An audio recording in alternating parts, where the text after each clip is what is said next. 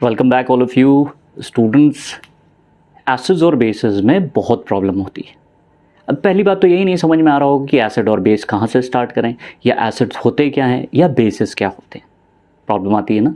Hydronium ion क्या होता है, हाइड्रोक्सिल आयन क्या होता है, ये सारी चीज़ें डिटेलिंग हो सकती है। Dibasic, basicity of N acid, pH indicators क्या होते हैं।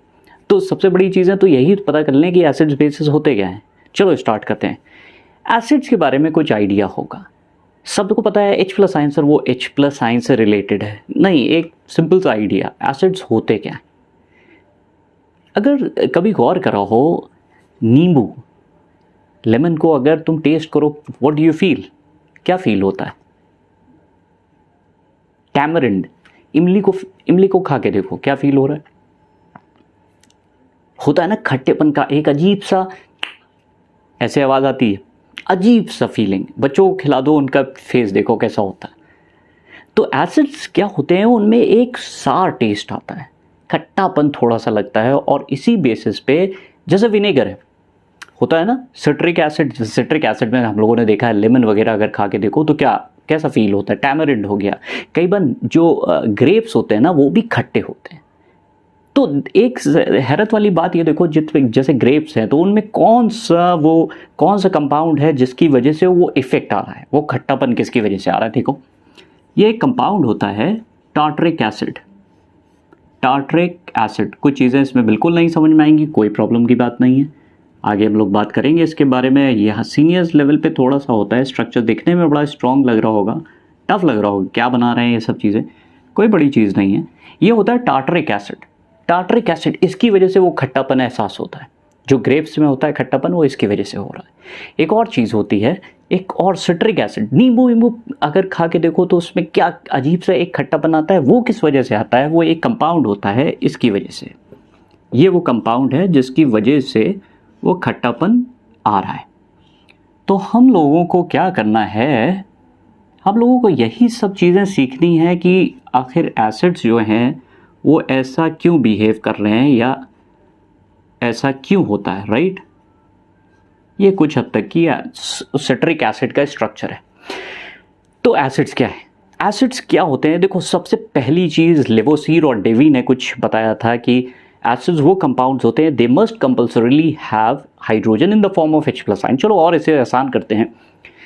एसिड्स अरेनियस थ्योरी से आया।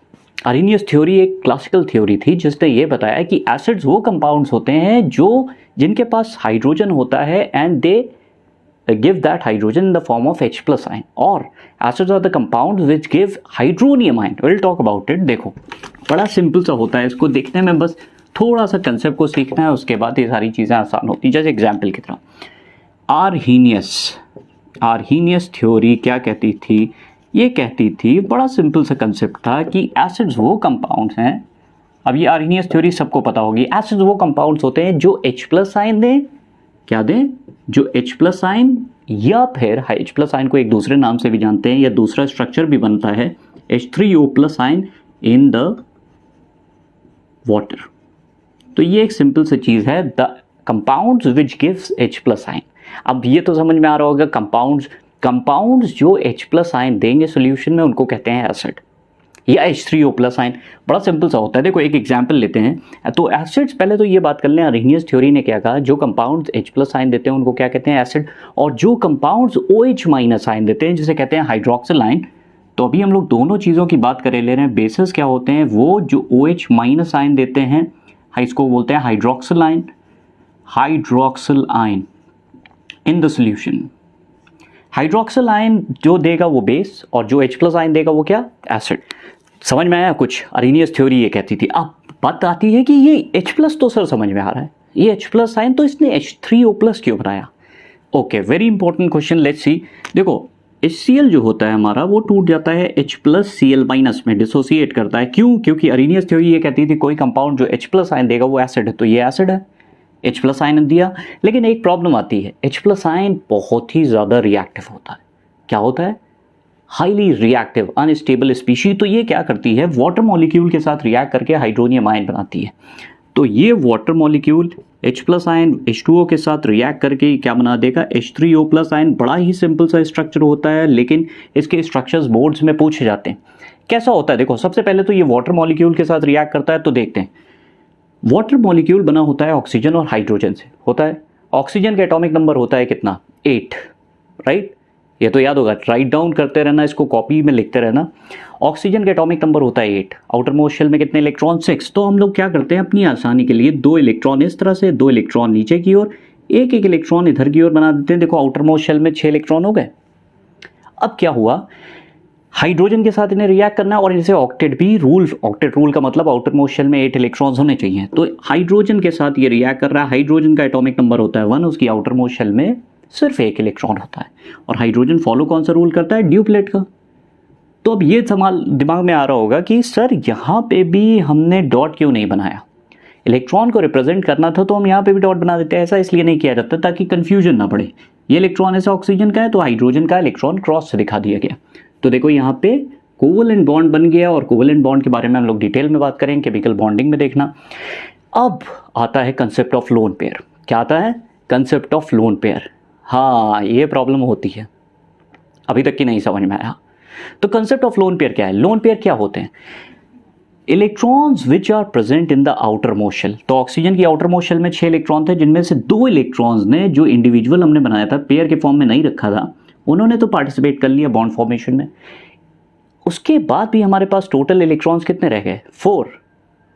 सो if we count them in the form of pairs, अगर हम उनको ऐसे माने 4 इलेक्ट्रॉन्स हैं तो कितने पेयर हुए, 2 इलेक्ट्रॉन पेयर हुए, 1 इलेक्ट्रॉन पेयर ये हुआ और 1 इलेक्ट्रॉन पेयर ये हुआ। अब डेफिनेशन आती है लोन पेयर की।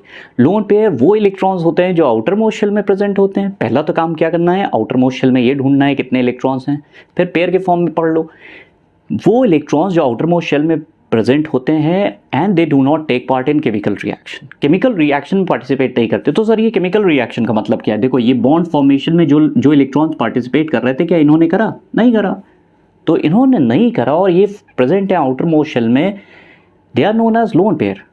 पेयर, वर्ड इज पेयर, तो पेयर के फॉर्म में। अब बताओ, ये इलेक्ट्रॉन पेयर जब ये H प्लस आयन आया, H प्लस आयन के पास कितने इलेक्ट्रॉन्स हैं, ये तो बड़ा ज़बरदस्त क्वेश्चन है। How many electrons are present in proton, इसको कहते हैं प्रोटॉन। कितने इलेक्ट्रॉन्स होंगे, एक भी नहीं, जबकि ये फॉलो कौन सा रूल करता है, ड्यूप्लेट, ड्यूप्लेट को फॉलो करता है। तो मतलब इसके पास अगर 2 इलेक्ट्रॉन्स हो जाए तो ये क्या स्टेबल हो जाएगा, हो जाएगा। तो ये 2 इलेक्ट्रॉन्स डोनेट कर दिए जाते हैं, डोनेट, देखो डोनेट करे जा रहे हैं। तो जो कोऑर्डिनेट बॉन्ड बनेगा उसको इस तरह से बना दिया जाता है अपनी आसानी के लिए। ये देखो यहाँ पे, और इसने इलेक्ट्रॉन एक डोनेट किया, किसको, इसको हटा देते हैं, इसने H प्लस को डोनेट कर दिया, तो ये बन गया हाइड्रोनियम आयन। लेकिन क्या हुआ कि जो हमारे पास प्रोटॉन था वो अपने साथ पॉजिटिव चार्ज भी लाया था, तो वो पॉजिटिव चार्ज हमने यहाँ पे मेंशन कर दिया। जब मेंशन कर दिया, ये है हाइड्रोनियम आयन, जिसमें ये वाला बॉन्ड कोऑर्डिनेट है और ये दोनों बॉन्ड कौन से हैं, कोवलेंट नेचर के। ये कोवलेंट हैं, ये कोऑर्डिनेट बॉन्ड है, और ये पॉजिटिव चार्ज। तो क्यों प्रोटॉन ने हाइड्रोनियम आयन बनाया, समझ में आ गया, क्योंकि प्रोटॉन क्या होता है, अनस्टेबल, और वाटर के साथ रिएक्ट करके वो कोऑर्डिनेट बॉन्ड बना के हाइड्रोनियम आयन का फॉर्मेशन करता है। कितना सिंपल है। तो एसिड्स वो कंपाउंड्स होते हैं जो H प्लस आयन थे। H प्लस आयन का मतलब क्या होता है, हाइड्रोनियम आयन। कुछ आइडिया मिला, हाँ देखते जाओ। इसी तरह से एक थ्योरी थी जिसे हम लोग कहते हैं लॉरी एंड ब्रॉन्स्टेड थ्योरी। पहले तो एक बात कर लेते हैं, अरेनियस थ्योरी के हिसाब से वो कंपाउंड जो OH माइनस आयन देंगे सॉल्यूशन में, उनको हम कहते हैं बेसिस। अब एक पॉइंट आता है Lowry and Bronsted theory. Lowry and Bronsted theory ये कहती थी, लॉरी एंड ब्रॉन्स्टेड थ्योरी क्या कहती है, ये कहती है कि भाई एसिड्स वो कंपाउंड्स हैं जो H प्लस आयन देंगे सॉल्यूशन में, just like Arrhenius theory, Arrhenius theory के हिसाब से। लेकिन बेसिस वो कंपाउंड्स हैं जो H प्लस आयन एक्सेप्ट करेंगे। बेस वो होता है जो H प्लस आयन को एक्सेप्ट करता है, और यहाँ से हम लोगों का रोल निकल के आता है किस चीज़ का, formation of ammonium ion and hydroxyl ion. हम लोग दोनों बात करते हैं। अभी इसके बारे में थोड़ी सी डिटेलिंग हो जाएगी, कुछ मज़ेदार चीज़ें होंगी। एक्सेप्टर, जो वो कंपाउंड जो H प्लस आयन को एक्सेप्ट करेंगे। तो हमारे पास एसिड्स के 2 कंसेप्ट हो गए। अब एक सवाल ये उठता है कि जो हाइड्रोनियम आयन बन गया वो तो ठीक है, बेसिस फिर क्या होते हैं। ये तो सर आपने बता दिया एसिड्स क्या हैं, तो बेसिस क्या। अब बेसिस की एक बड़ी इंपॉर्टेंट खासियत है, याद रखना, बेसिस 3 पार्ट में स्टडी करो। बेसिस क्या होते हैं, they are metallic oxides. Word याद रखना क्या होते हैं, मेटालिक ऑक्साइड्स। ठीक, उसके अलावा ये हो गया सर, वो और बताइए। इसके बाद दूसरी चीज़ होती है मेटालिक हाइड्रो ऑक्साइड्स। अब ये हाइड्रो ऑक्साइड्स क्या हैं ये भी हम लोग देख लेते हैं, मेटालिक हाइड्रो ऑक्साइड्स।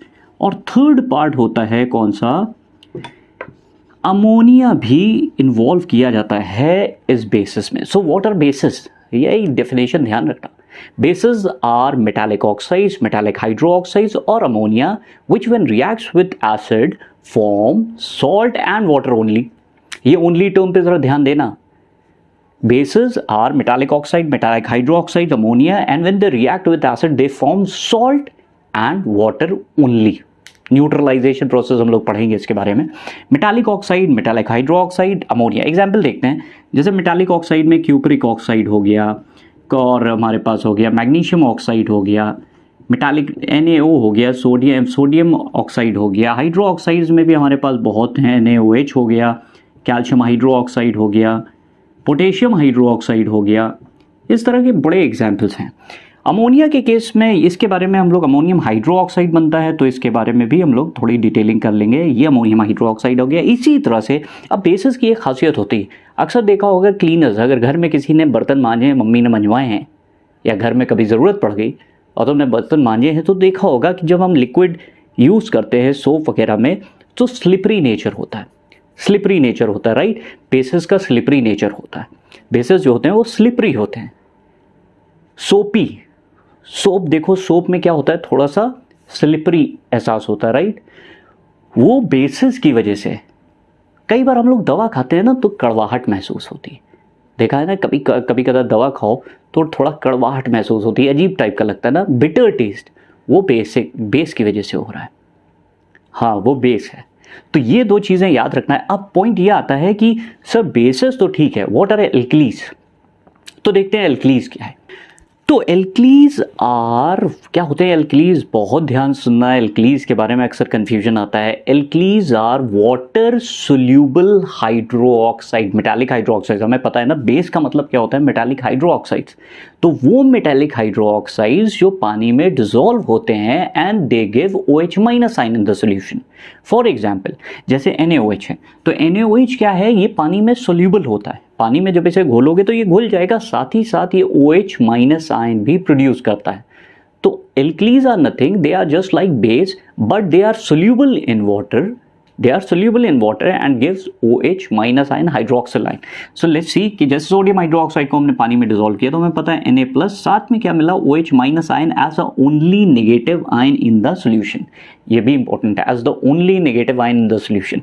अब प्रॉब्लम ये आती है क्या, चलो एक एग्जाम्पल लेते हैं। क्यूपरिक हाइड्रो ऑक्साइड ये हमने ले लिया, एक ले लिया फेरस हाइड्रो ऑक्साइड ये भी ले लिया, और हमने एक ले लिया KOH भी ले लिया। चलो देखते हैं, ये तीन हमारे पास हाइड्रो ऑक्साइड्स हैं, cupric hydro oxide, ferrous hydro oxide, KOH। Problem ये है, क्या सब हाइड्रो ऑक्साइड्स नहीं है मेटालिक, सबके सब मेटल के हाइड्रो ऑक्साइड्स हैं, copper hydro oxide, iron hydro oxide, potassium hydro oxide, लेकिन एल्कली कौन सा है, ये है, ये वाटर में सोल्यूबल नहीं होते। क्या नहीं होते, ये वाटर में सोल्यूबल नहीं होते, but still they are bases, they are metallic hydroxides, therefore they are bases but they are not soluble in water। पानी में नहीं डिसॉल्व होते, पानी में नहीं डिसॉल्व होंगे इसलिए बेसिस हैं। ये पानी में डिसॉल्व होता है and it gives OH minus ion, that's why it's called, ये क्या होगा, एल्कली। तो एल्कली का सबसे इंपॉर्टेंट पॉइंट क्या है, लिखते रहना। एल्कलीज क्या हैं, are the compounds which are soluble in water, they are the metallic hydro oxides which are soluble in water and they give OH minus ion in this water as the only negative ion. कुछ idea मिला, थोड़ा सा idea मिला। तो acid वो होते हैं जो H प्लस आयन दें और H3O प्लस यानी कि hydronium ion, and they give hydroxyl ion OH minus ion which is known as hydroxyl ion. इसके बाद हम देखते हैं हाउ द अमोनिया और हाइड्रोक्सिल आयन इज फॉर्म्ड। बड़ा सिंपल सा तरीका होता है, देख। So let's start with ammonia. देखो हम लोगों को पता है अमोनिया नाइट्रोजन और हाइड्रोजन से मिलकर बना है, तो नाइट्रोजन का एटॉमिक नंबर कितना होता है, 5। अब हमें क्या करना है कि हमें 2 इलेक्ट्रॉन्स इस तरह से दिखा देना है अपनी आसानी के लिए।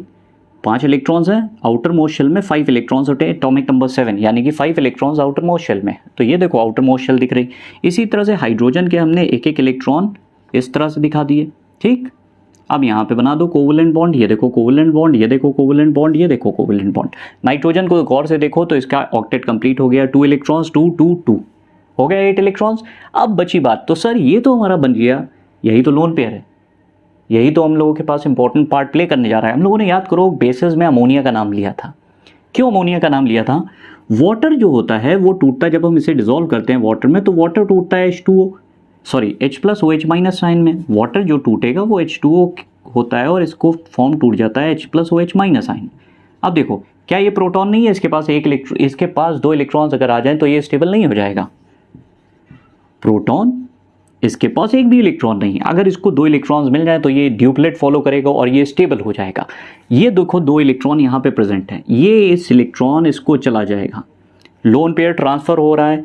अब ये जब इसे ट्रांसफर हो गया तो हमारे पास जो स्ट्रक्चर बना वो बना N, ये हाइड्रोजन, ये तीनों कोवलेंट बॉन्ड हैं और ये हमारा क्या बना, कोऑर्डिनेट बॉन्ड। हाइड्रोजन के साथ हाइड्रोजन अपने साथ क्या लेकर आया था, पॉजिटिव चार्ज, इसलिए हम यहाँ पे पॉजिटिव चार्ज भी लिखेंगे। और बच भी गया वाटर में OH- आयन। याद करो हम लोगों ने लॉरी एंड ब्रॉन्स्टेड थ्योरी पढ़ी थी, उसमें एक चीज़ बोली गई थी, acids are the compound which gives H+ ion and bases are the compound which gives OH- ion. Bases are the compounds which accepts H+ ion. देखो अमोनिया ने एक्सेप्ट किया है ना H+ आयन को, अमोनियम आयन बन गया, ये ammonium ion है। और यहाँ पे तुम देख सकते हो कि 3 तो कोवलेंट बॉन्ड है, एक कोऑर्डिनेट बॉन्ड बना, साथ में पॉजिटिव चार्ज प्रोटॉन लेकर आ रहा था, तो ये हाइड्रोक्सिल आयन का फॉर्मेशन हो गया। कितना आसान है। तो एसिड्स क्या हैं, लास्ट अटेम्प्ट, एसिड्स क्या होते हैं, वो कंपाउंड जो H+ आयन दे और hydronium ion in the solution. Bases are metallic oxide, metallic hydroxides and ammonia, which when react with acid के साथ जब वो रिएक्ट करते हैं they form salt and water only, right. अच्छा, मेटालिक हाइड्रोक्साइड्स 2 तरह के होते हैं, एक होता है वाटर सोल्यूबल, एक होता है वाटर इनसोल्यूबल। जो पानी में घुल जाता है and it gives OH- ion, it is known as alkalis. Example sodium hydroxide, potassium hydroxide. कुछ ऐसे एग्जाम्पल्स होते हैं जो पानी में डिजोल्व नहीं होते but still they are called bases, cupric hydroxide, ferrous hydroxide. इसके बाद हम लोग नेक्स्ट टॉपिक में बात करने जा रहे हैं एसिड्स कितनी तरह के होंगे, उनका बेसिक नेचर क्या होगा, ट्रेंड क्या होगा, राइट।